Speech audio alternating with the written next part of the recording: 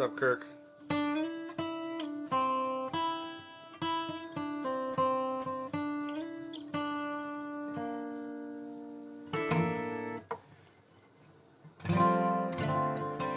Good evening. I wonder if you can hear that I got a pretty aggressive spin cycle going on real close by, but it's almost over. And I'm not the one that started the laundry, so it's against code to turn it off. It's almost done. I hope, good evening. Thank you for the reminder. Good evening. Yes. I hope everybody's okay out there. It's pretty scary in a lot of the country right now, and we'll just talk about songs instead. All right, I got Brendan Bayliss joining me today. I'm pretty stoked. I've been listening to Umphrey's all morning. I'm pumped up, man. Pumped up. I hope to talk about jamming. Here comes the beep. Hold on, stand by.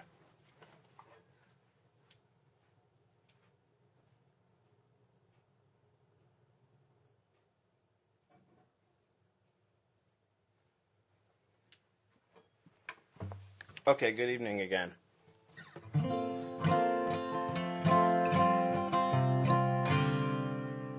All right.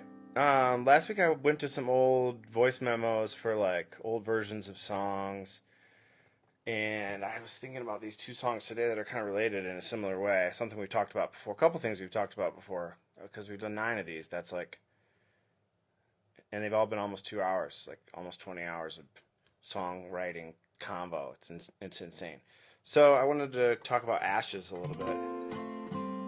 It's come up a little bit before when we talk about songwriting being this private thing. A lot of people can't do it with people around, and this was kind of a breakthrough song for me. I wrote it on the piano, sort of, with Michelle doing dishes or something in the room. You can actually hear her talk in the recording. And I was just kind of playing the piano, this really simple thing in C, because I can't play the piano very well at all. And I started writing lyrics, and then the lyrics later become this song. But both songs I'm going to do for you today are like this 4-1 thing that I'm in love with, the 4-1 resolution. I'm so in love with it that I almost always start here. And if I'm in the mood, it doesn't matter if it's not unique for me. I just keep writing and then change it later maybe. More love.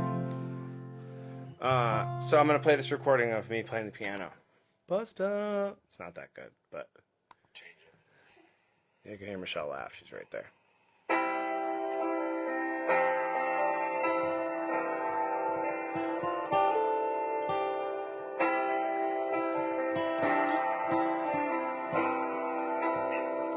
I remember the first time you fell for me, near the bottom, mostly empty. And if I go with you now, I could never be without.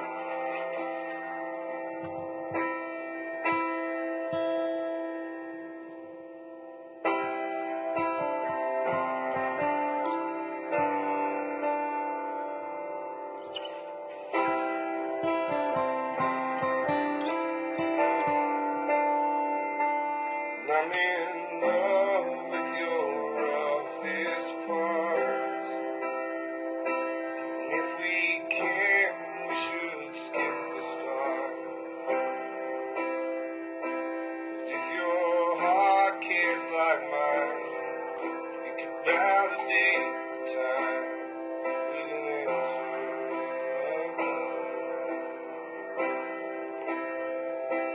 And if I go with you now, you can see the comments this time. I could never be without.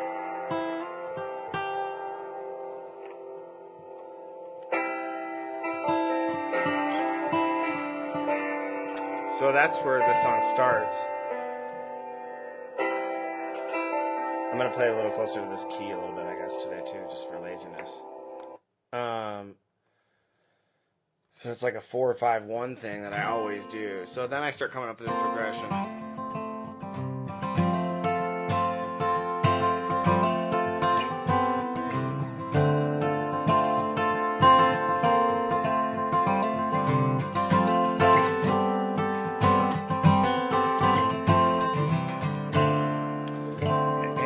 piano thing's moving all over the place. That's not just 4-5-1. So I'm like, hey, I think I got some lyrics available for that. There's no safe way across the room. No one's prayers are answered too soon. But I can remember when you first fell for me. Near the bottom I was mostly empty. Ashes in the moonlight make the time stand still. If no one's loved you this much, then I will. When it's the morning's time to come, let's not finish what we have begun.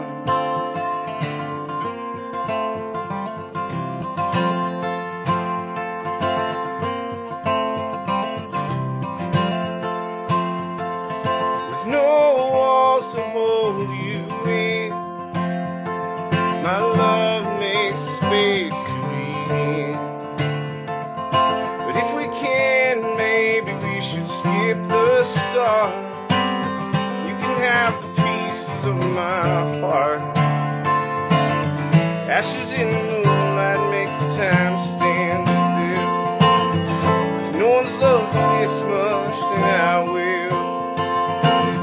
When it's the morning's time to come, let's not finish what we have begun.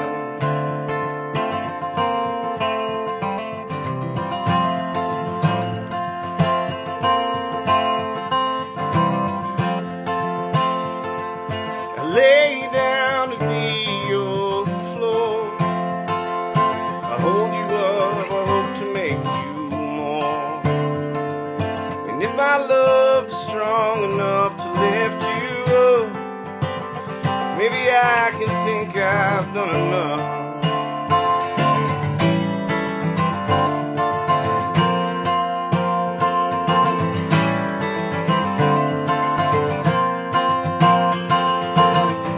Ashes in the moonlight make the time stand still. If no one's loved you this much, then I will. When it's the morning's time to come, let's not finish what we have begun.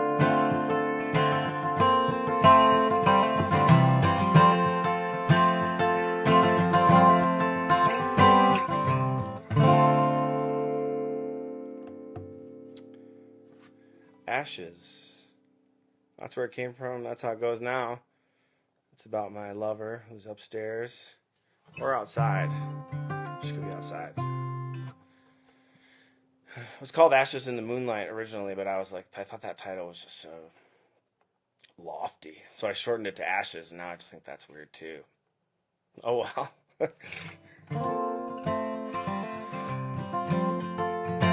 So that one worked out. I wrote some lyrics over my favorite chord progression, just real emo style on the piano, and then reappropriated the lyrics. Let's get rid of this thing. It's a distraction. With Living Over, I started the same way. I was kind of just writing that same song that I keep writing. Hence the lyric, 4-1. And I figured I would just rewrite it later, but never did. It just kept it the same way that all songs go with it.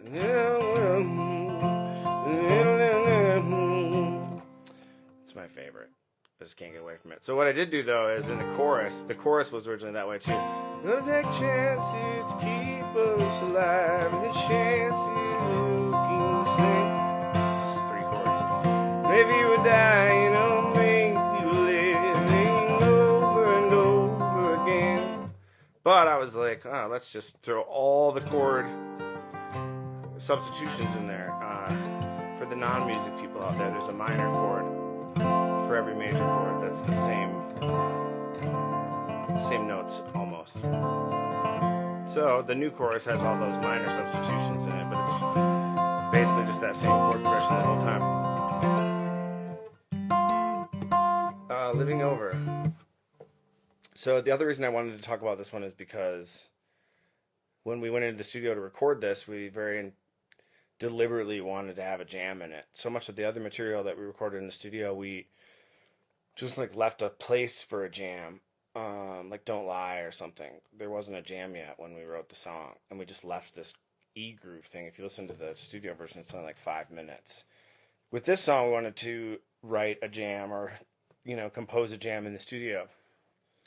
But so often when we get into this conversation about writing jams or making them better, we feel like when we write something or come up with a progression or an idea that it just limits the freedom of the jam live.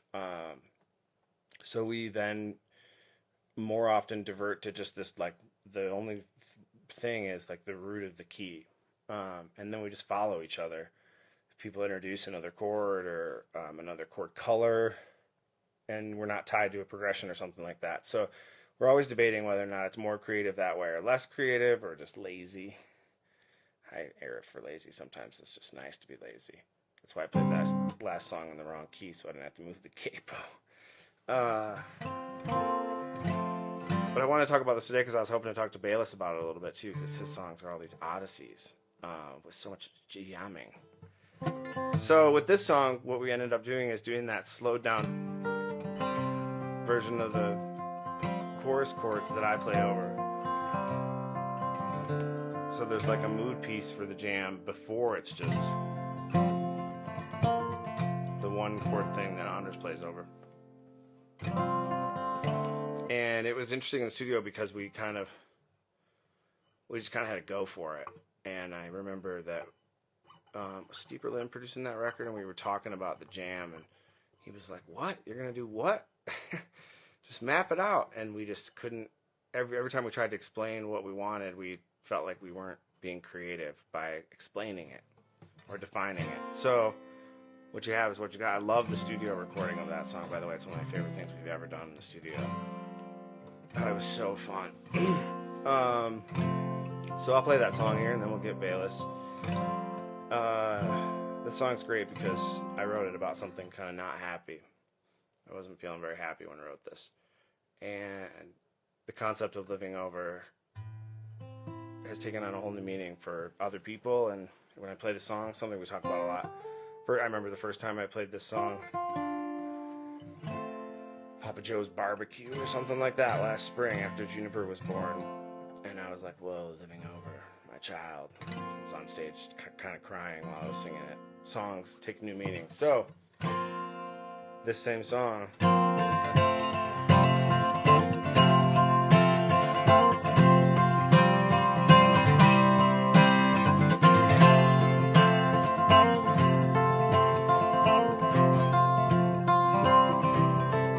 With these same songs that we keep writing, gonna keep us honest, at least so I'm hoping. And speaking of honest, I lie a lot, lie down with strangers when I'm dreaming. I lie about drinking, I lied about dreaming. I've just been sleeping off this weight. It's gonna take chances to keep us alive, and the chances are looking slick. Baby, we're dying, or maybe we're living over and over again.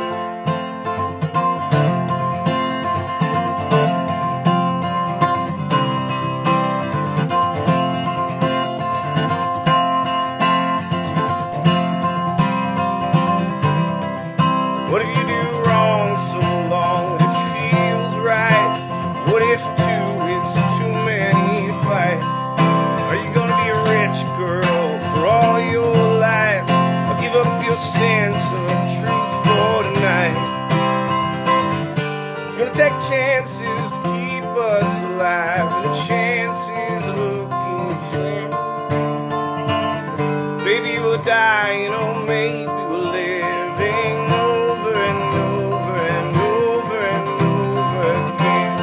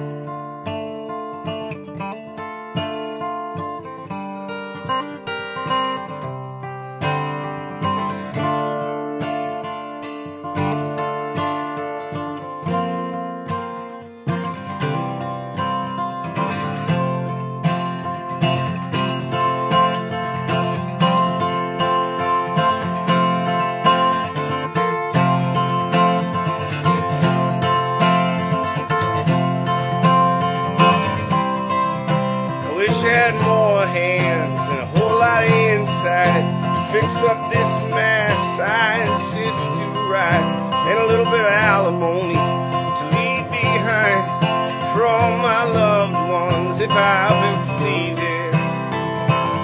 It's gonna take chances to keep us alive, and the chances look slick. Oh, maybe we'll die, you know, maybe we're living over and over and over and over and over and over again.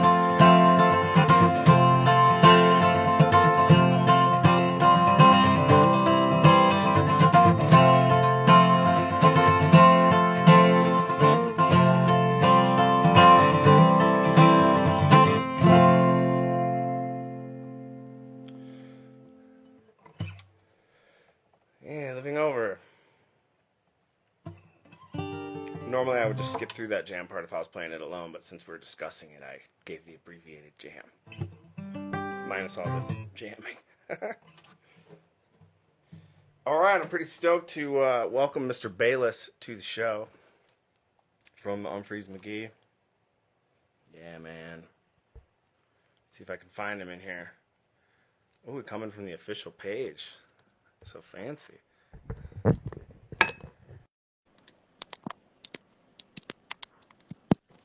All right. Brendan Bayliss, y'all. Hey, buddy. What's happening? Oh, you know, hanging on a Sunday in the basement. Yeah. How are you? I'm good, man. I feel a lot better than I should, considering what I drank last night, but that's a whole other conversation. Hey, can I get you anything? You know, if it's is this a dry show? Is it okay? No, I would love. I brought a box of wine for you. I only have a box. But it's black box. It's red, right? It's red. Yeah, Malbec. Yeah, please. Let me get your glass, man. Thank I you. loved your performance last night in the festival. Oh, when I opened for you? When you opened for us last night, great cover choice. Thank you. Oh, Is this good? Yeah, I'll take it. Okay, here you go. Oh, thank you. Yeah, you're welcome, man. Hey, All cheers. right. I got a Bloody Mary. Cheers. Nice, man. I feel better already. Thank you. So good. Malbec. Yeah. You know, the box tastes fresh. It's nice. Yeah, the box is dangerous because it comes out fast. You never know how much you're drinking until it's gone either. Yeah. Yeah, dude. Well, thanks for stopping by. Stoked to talk about some songs. I've been doing my homework. It takes a little longer with your band. Some of your songs are quite long. We're a jam band. Yeah, I get it. With so many hits, you know. Yeah, so many hits. All the hits. That's what we say when we write set list. Play all the hits. They said something in that quarantine. I think it was Shapiro interview in that quarantine interview yesterday where they talked about how the jam band world was like ready for non-touring or non-album sales to happen because they already were not surviving off album sales. So when people stopped buying CDs, it didn't affect us. Not at all. No. But the crazy thing is now our livelihood is based on mass gathering. So yeah, it's pretty rough, man. Vaccine, baby. Make that. Yeah, so I kind of started doing this when that happened because I was like, man, I don't know if I want to just like sit in my basement and play songs by myself. I'm like, maybe I could have other songwriters and we could talk about songs when we play them. And then it's like, at least it's you and I. I mean, they're all here watching, but you know how that is when you do your thing. Why not? It's kind of lonely in a weird way. It's bizarre because my wife is like behind the scenes and filming it. And I never know if 2 people are watching or 12 people. Yeah. So I'm typically like, in my head, like, nobody cares. Nobody. Yeah. Well, people are watching, man. I watched a bunch of them, actually. It was fun. Thanks, man. I didn't intend for it to happen. It was basically like the first weekend of like, am I allowed to cuss on this? Yes, you can say whatever the fuck you want. Okay. I was exactly like, what the fuck's going on right now? And she said, let's just go live tonight. So I did it. And then she kind of has been pushing me to keep doing it every week, and every week I'm like, no one's paying attention, and then I'll wake up the next day and look, and then several hundred people have watched, and I'm like blackout drunk on Instagram. Hey, that's the time. Glad I could help, man. It's an early start today, so yeah. Yeah, it's funny. Then you're committed to it. So, but it looks like you've kind of like been going through all your tunes. Has that kind of been like what you've been busy doing, just relearning stuff, or do you remember all that stuff that you haven't played in forever? It's weird. It takes more prep work than I expected or want to even do. Mm-hmm. Because I feel like the same people are watching, and I don't, in our scene, you Yeah. can't play the same thing, right? So going through the catalog and seeing what I think I could do without anybody, it's kind of like, well, I could do part of this or part of this. Yeah. But luckily, I have enough stuff. I mean, there's no rules, right? So I'm not, it's all donation based, so I can play whatever I want. You can play whatever you want. I love the Modest Mouse cover. I don't know how many Oh, weeks ago that was. You killed that. I love Modest Mouse, man. I think Isaac Brock as a songwriter, he excites me because he's dangerous. As soon as I heard you playing it, I thought sounds like the influence from, like, I was picturing you as a younger little Bayliss listening to some Modest Mouse. Yep. Back when I had better hair. Speaking of which, I had a question for you. How awesome is it to know every day when you wake up that you have that hair? It's not, I don't feel that way every day because, as you know, getting older means you get less and less of it. So I can only imagine. I'd be like running through the streets. yeah, it's all I've ever known. I'm scared to lose it. I don't know. Like, will I be like Samson and just like all my power will be gone? I don't know. I've had it since I was 12. Karate here. Never here. Yeah, man. So, what are some of your favorite songwriters? Not necessarily influences, but just who are some of your faves, or were your faves? My absolute favorite is John Lennon. Cool. I mean, hands down. I think he almost like invented a genre. Like went from shitting bubblegum pop songs in his sleep to getting bored with it, and then creating like Norwegian Wood, and moving on to I Am the Walrus, and so forth and so on. Like, he just, if I had to pick one, it would be him. Yeah, I wonder. The Beatles are it for me too, because my mom was a Beatles fan, and that's what I learned how to play on guitar. I wonder how there's so many of us that it's like that. I wonder how many generations that'll continue, or if it'll modernize for our children or something. Well, so you, Juniper, right? Mm-hmm. I have 3, and I got so sick of the wheels on the goddamn bus going around. So I eventually made a playlist for my kids, and it was Blackbird, Rocky Raccoon, all the animal songs, Yellow Submarine. Cool. They got a bunch of good kid songs. Yeah. And I don't know if you've seen this on Netflix. There's a show called Beat Bugs. Nope. Oh my God, you're welcome. So it's a cartoon, and all these bugs run around, and all the songs are the Beatles. Oh, Beat Bugs, the Beatles. Yeah, and they have famous people like Pink, the singer, was on one. Eddie Vedder was on one, and they're like special guests as characters, and they sing. The whole show is built around a song. Oh, wow. I'm going to have to check this out. I could have used it this morning at 6 a.m. I was tired. Yeah. What about what other kinds of music, when you started playing music and writing songs, were you listening to, like rock and roll or like pop music on the radio? Or I mean, I was big into Neil Young, still, Bob Marley, Zeppelin. That stuff kind of forced me in that direction, That rock and roll, rebellious. Mm-hmm. I was hoping you were going to say Bon Jovi, because I get like a Bon Jovi from a lot of Umphrey's songs. It's all the same, only the names changed. Well, why don't you go ahead and play us the song, man, and then we'll continue to chat on. Okay. You sure you want this? I'm so sure, dude. Okay. I honestly wasn't sure what to do. I'm still not sure what. Is there 2 or just 1 or? You're gonna play 2. Okay. Yeah. Okay. Well, I'll start with this one. This is called Push and Pull. Push and Pull. Okay. It sounds like Beatles because it's influenced by the Beatles. So. Great. Love it, man.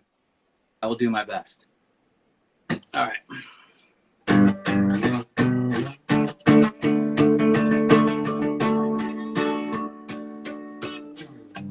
I won't push and I won't pull. I'll just stay here like I should.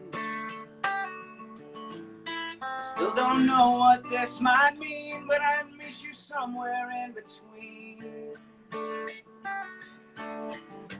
I won't plead, no, I won't beg, but I can't look the other way. The truth is I am still confused, but I don't hope the same for you. Heaven always knows the right line and when to write it down. There's only so much I can do, the rest I guess that's up to you. I won't waste your time and preach, you know you've already heard it all from me. Don't mean to sound ungrateful here, you know I'm only trying to be sincere. The truth, as far as I'm concerned, without an open mind, you're never gonna learn. And maybe someday when we're old, we'll have found some common ground. Ooh, ooh, ooh,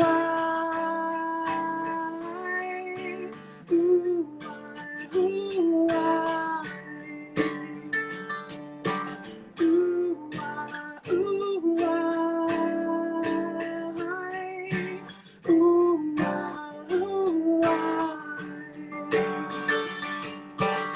So whatever happened to all these people that I thought I knew? This isn't where I thought that we would be. When I turned to look around, everyone I knew is gone before we even had a chance to breathe. So I won't push and I won't pull, I'll just stay here like I should.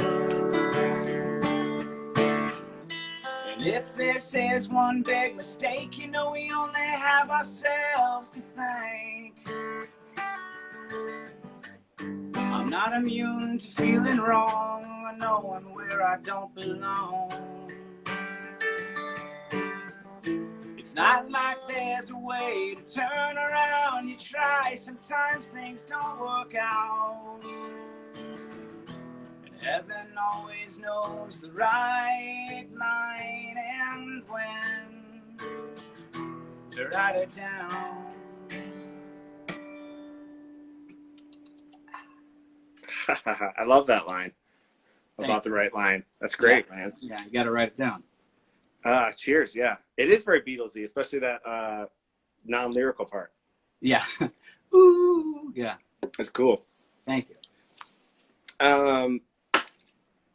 So when you're writing, are songs kind of like formed like that, like first chorus kind of thing, and then when you bring them to the band, you write all the other parts, or does some of that happen before going to the band? This one was pretty much done right away. It's like each one is different, right? Yeah. I wish there was a system that I could like dial up. Mm-hmm. It usually takes me about 6 months to finish one. So I constantly am like shuffling through and rotate. I'm doing like 3 at a time, and then because you know like the writer's block thing and the fear of failure. You know. Yeah, your own editor just slows you down. He sucks, and I feel like it's really easy to make an excuse and say, I just got to go clean my house or like do something else so I don't have to confront the fact that I might not have it today. Yeah. So most of my stuff takes forever, and maybe it's because I'm afraid to finally commit to it. But this one actually came super quick, and I was writing about a good friend of mine he and his wife were getting a divorce, and they had a kid. Mm. And I basically was writing the song from the kid's perspective. Oh, I love that, man. Like no one's thinking about what he's thinking about. He's just sitting back like, what the hell am I supposed to do? I love that. I started doing that a little bit more in the last couple of years. I think maybe it was a phase. I had to get out of myself. I already said everything I had to say, so I figured I'd say it from someone else's perspective. Yeah, it's amazing when you start thinking. It's like a mental trick, but if you start just flip the perspective, it's easier to say shit because it's coming from a different place.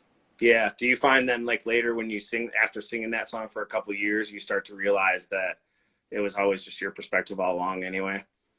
There's always going to be, it's always there, Yeah. you know?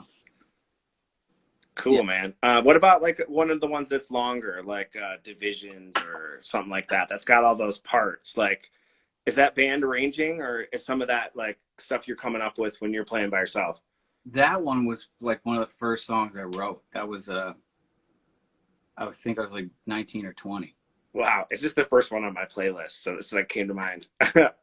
um, It was lofty, and it like all that stuff, all the vocal stuff is like G sharp and A. Which when you're 20, it's like I can do that, no problem. And now, like the older you get, it's like the risk versus reward. Like so now, when I'm writing songs, I'm always thinking about my range. Yeah. And if it's a G sharp, that means I should on a good day be able to do that without worrying. If it's an A, that means I can't party and I got to go to bed the night before. You know? Bummer. That's no good. Yeah, there's a couple songs of mine that I really have to scream, and there's no half-assing them. So sometimes we're just not up for it.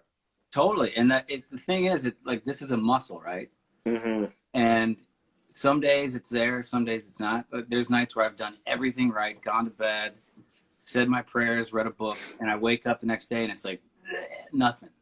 And then there's some nights where it's like we're at a festival and we're hanging out till 5 a.m. and I wake up the next day, it's like, whoa, there's no logic. Yeah, sometimes it's not. I'm a funny singer like that. I don't warm up very well. Like, I don't have a pro warm up regimen because sometimes I like before we go on stage, I don't want to know if I have it or not. Because once I'm on stage, like fail is not an option.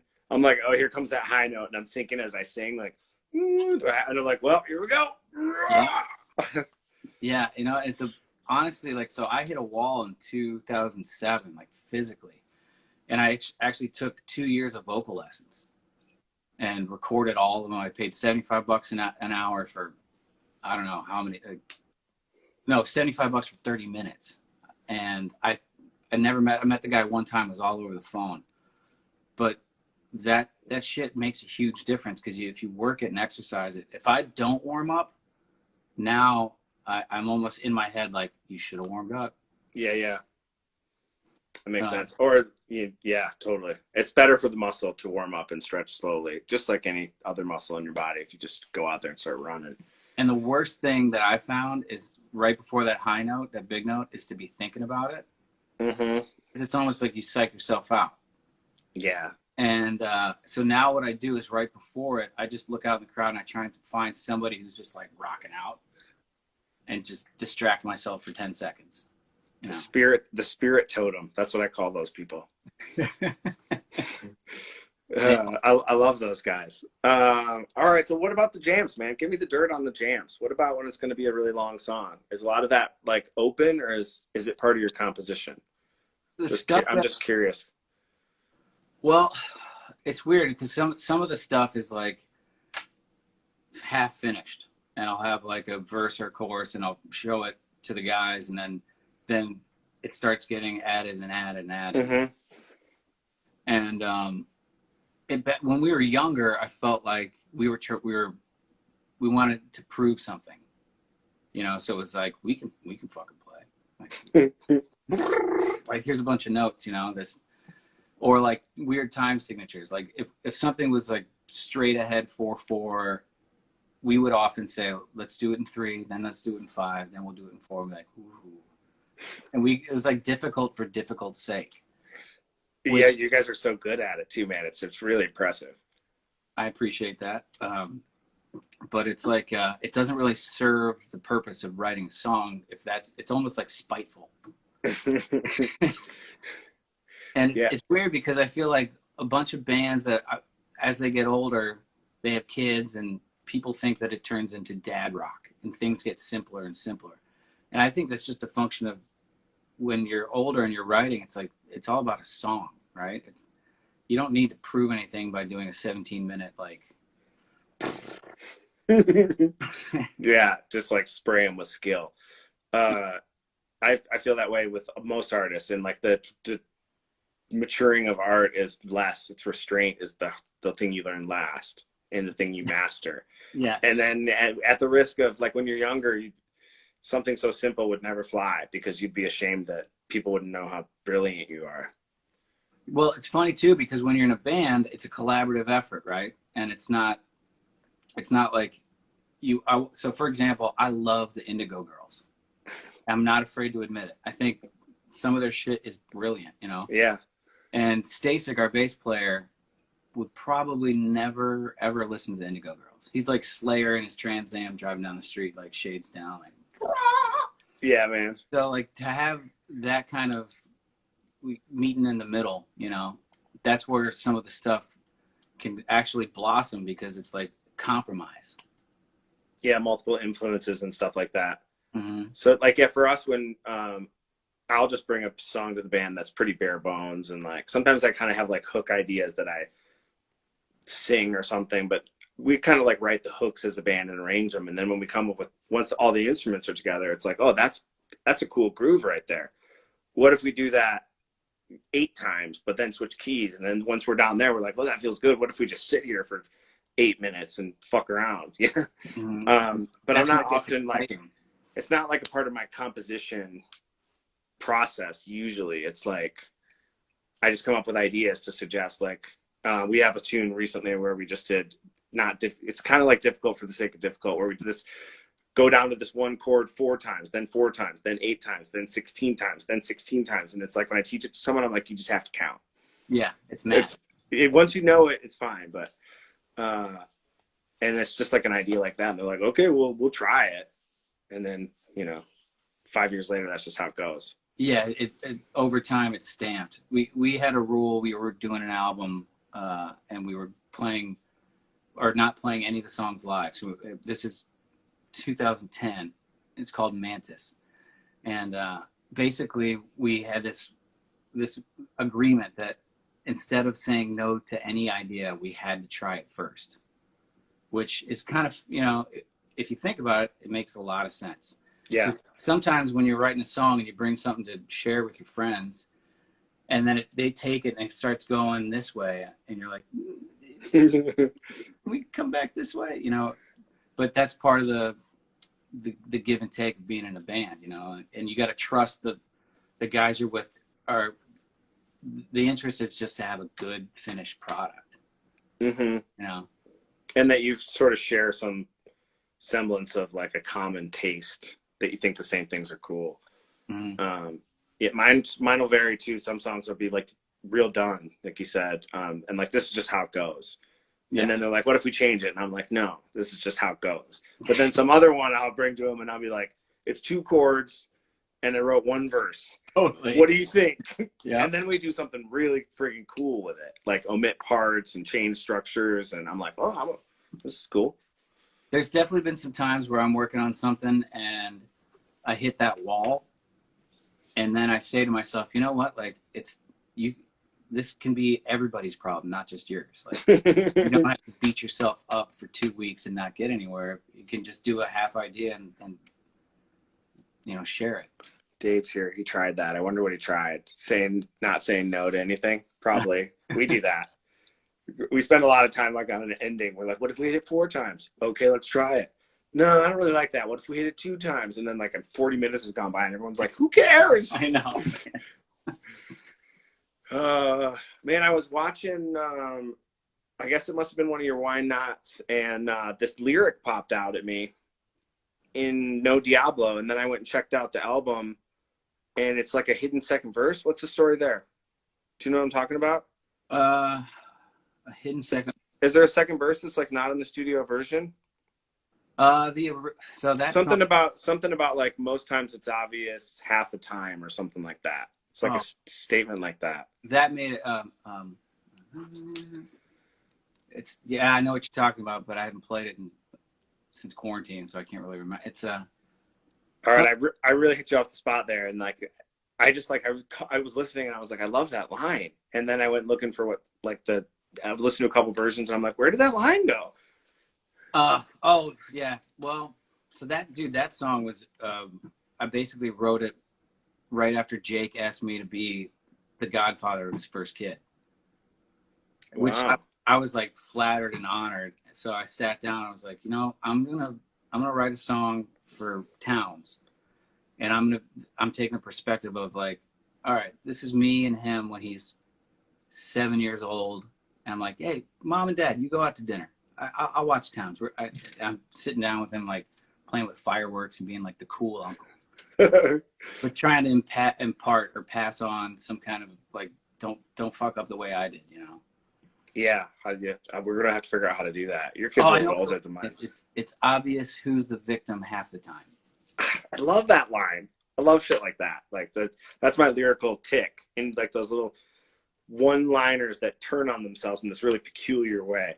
Yeah, and when you get those, you write it down. You're like, yes. and yeah. And then you get another one like a couple lines later, and then you're like stuck on trying to find a bunch of them, and you're like, two's enough. Yeah. One is enough. One's enough. Yeah, dude. So have you been writing much since quarantine? A little bit. It's hard. Like we have 3 kids, and we're homeschooling, which means my wife is homeschooling the kids. I'm teaching a lot of lessons in the basement and trying to work on music when I can. And look at that. Hi. How are you? Dude, I'm well. How are you doing? Great. I enjoyed listening to you sing along on the show. She does too. Oh. I was like, is someone singing? His vocal sounds doubled. Yeah, it's her shades down chiming in. China. Yeah. Gotta do it. Love you. Isn't she so dreamy? Yeah. Bye, Annie. That's why I started playing guitar. To get chicks? Mm-hmm. Me too. I made a record when I was a teenager, and it was like really depressing and pretty terrible. And when I got a little older, my mom said to me one time, "Those songs are just. I think you just needed to get laid." I was like, "Whoa, mom!" I was like 15 or 16. So it's funny you say that, man, because that just reminded me of the first song that I ever wrote, and it was called "Prisoner of the Past." And I was 15. Like, come on, man. Like, come on, you're 15. What past do you have? Yeah. It sounds like a really dramatic song. I'm a dramatic kind of person, so like everything is. Yeah, people like that about your tunes. I do too. I'm into that. Like a Pink Floyd vibe. I listen to a lot of Pink Floyd. And it's like we're jamming and it's super psychedelic, and then they're like singing about some weird, crazy, depressing wartime oppression, and you're like really out there on this David Gilmour solo, and then all of a sudden it's like, what are they talking about? Yeah, totally. I mean, I'm attracted to that kind of honesty though. Like, I don't want to hear about like the flower is yellow and I'm feeling kind of mellow. Yeah, totally. There's something about like we're all in this same world, and it's a hard reality to get through. And I think there's something I'm just attracted to when people aren't afraid to be like, you know what, it's not all great. Yeah, there's something like real simple that's more you'd rather like, this sucks and I don't like it, is a greater song lyric than I love you and it makes me feel good. Like, this sucks and I don't like it. That should be a t-shirt. Yeah, it's like, it's not a great lyric, but someone sings it and they're like, hell yeah, brother, I feel you. Well, it's also too is some of it is all just based in emotion, right? When you're singing and trying to project, emotion is powerful, and if you can put something with emotion and substance, it's kind of like, yeah, I love home it. run. Mm-hmm. Yeah, man. Well, I've been enjoying listening to your tunes. Would you like to play us another one? Yeah. So here's the dilemma, real quick. Yeah, I love dilemma. I wasn't sure what to do, and I gave a guitar lesson today to this girl in Michigan. We'll just call her Rebecca because that was her name. And she asked me like what I was doing with the rest of my day, and I said, well, I'm gonna go on Paul's show and I have to play some songs, and I was thinking about playing Susanna, and she was like, it's not my favorite. So now I'm in my head, like, do I do that? And then she had mentioned cut the cable. So I don't know if we can ask the people if they would rather hear Susanna or cut the cable, and I'll just let's see what they say. There's a little bit of delay, but I'm sure we can find something to talk about. Do you want to talk shit about your bandmates? Yes, I would love to. Rebecca, yeah, cut the cable. Okay, we'll do that one. Right? Yeah, or Susanna. Oh, which one? We need a third vote. Cable. All right, Kirk. all right. Kirk's vote. We'll take Kirk. All right, we'll do cut the cable. So this is weird because like there's several different versions of it, and this is just my version. The version we do with the band is much more aggressive. Yeah, I've done 3 like full show streams, like 90 minutes for playing solo guitar, which for me is just like a lot. I mean, I don't play guitar in the band, you know, and I have to come up with all these new versions of the songs because can't even play them on the guitar correctly like they go in the band, you know. And at first it's like real fun, but I've gotten to the point where I miss all the parts, man. It's fun watching you. You can play more of the parts. Well, you know, it's amazing what happens when you actually like put time and think about it. There's a couple that I tried and I got halfway into it. And I'm like, oh shit, I'm just gonna start playing a Cat Stevens song. And just I saw that. Yeah. All right, I'll try this one. Cut the cable. Cut the cable. All right.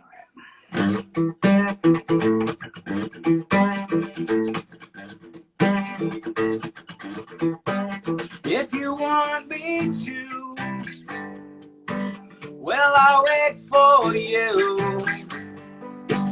If you think you can't, I could still pretend.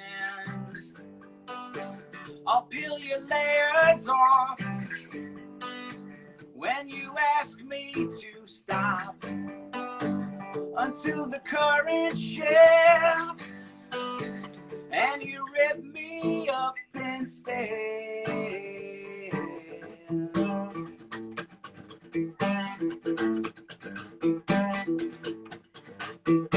If moderation's real, could you explain how it feels? Where does the basis stand? I never thought I would defend it, so I've established this. Some things I don't remember, these things I may have missed. Tell me who wrote the rules. Tell me I don't remember. I never heard, I never knew, I just didn't know. And if there's one thing I found, there's always more. The sound is true. And though you try to put it down, it's hard to ignore.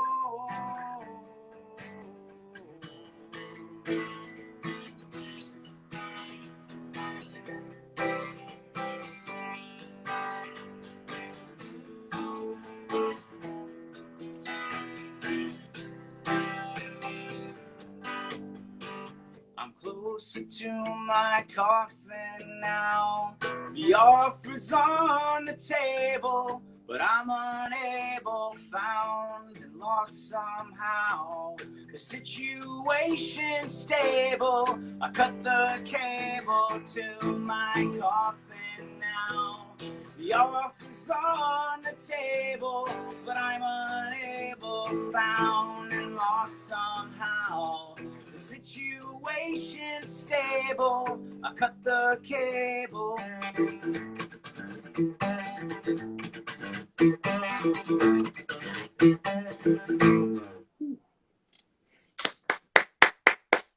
Nice. Do you sing both those parts in the Umphrey's version? So it's Yeah. like a call and response thing, and I try and squeeze them both in.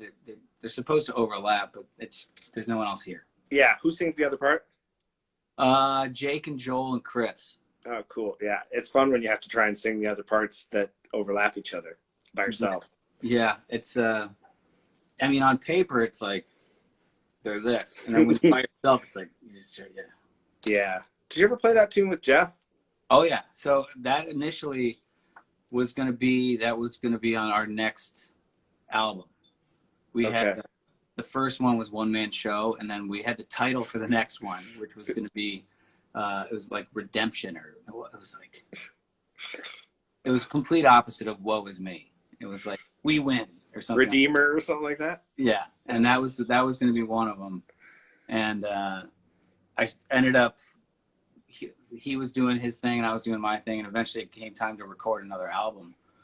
And I had just had a couple kids, so like my songwriting was, my pile was smaller. Mm-hmm. So I was like, I called him. I was like, "Hey man, do you mind if I like use Cut the Cable for the other band?" And he was like, Yeah. "Really?" He's like, "You really can we keep?" I was like, I gotta go. Yeah. Yeah, you gotta. The other baby gets the food first sometimes.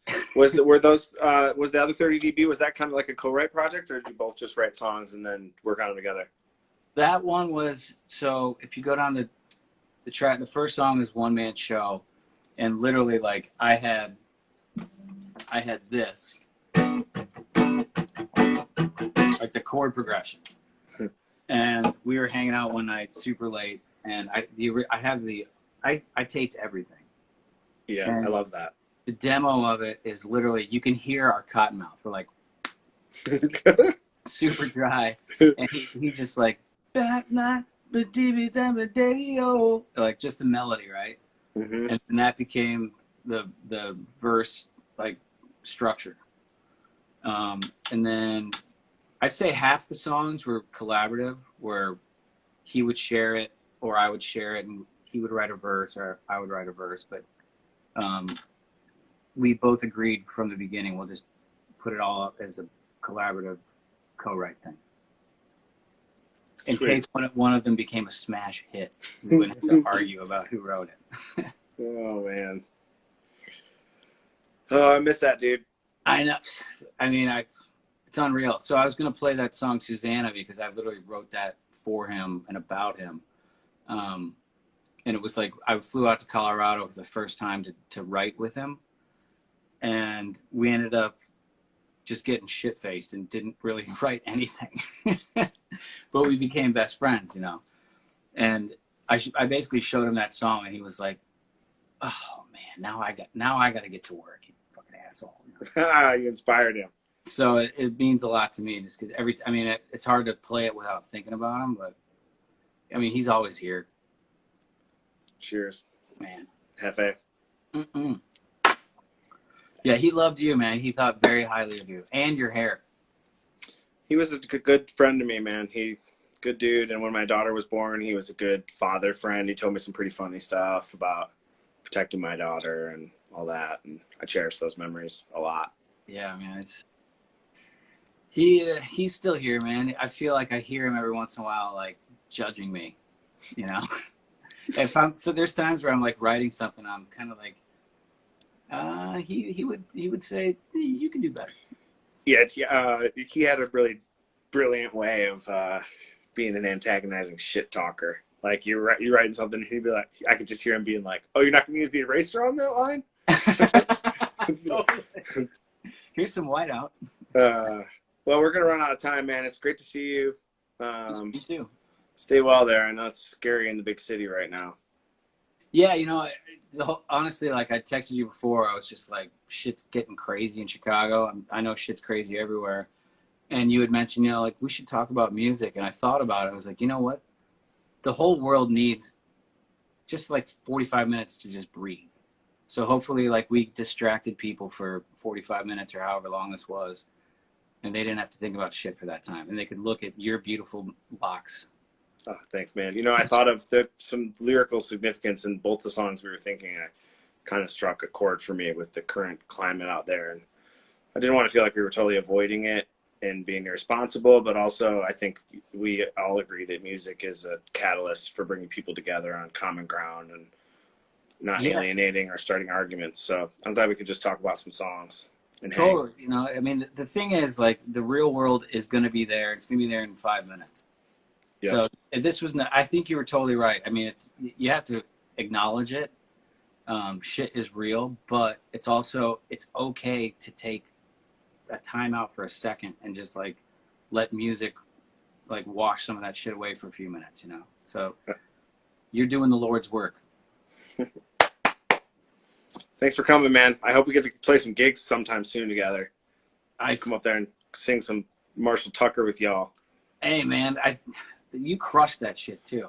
It was so fun, man. It was so fun. I still get texts about it all the time. People find it on the internet, and they're like, what the hell? Yeah. Yeah. Great, man. I look forward to the next time, man, for sure. Thanks for having me. Take care, bro. Take care, buddy. Peace. Remove Umphrey's. Okay, y'all. Thanks for coming. One part today. Just going to have one guest from now on, or for a while. I don't know. Get outside and get some fresh air. Hope you're all safe. And sending love to all people, all places, all beliefs, and all backgrounds and heritages.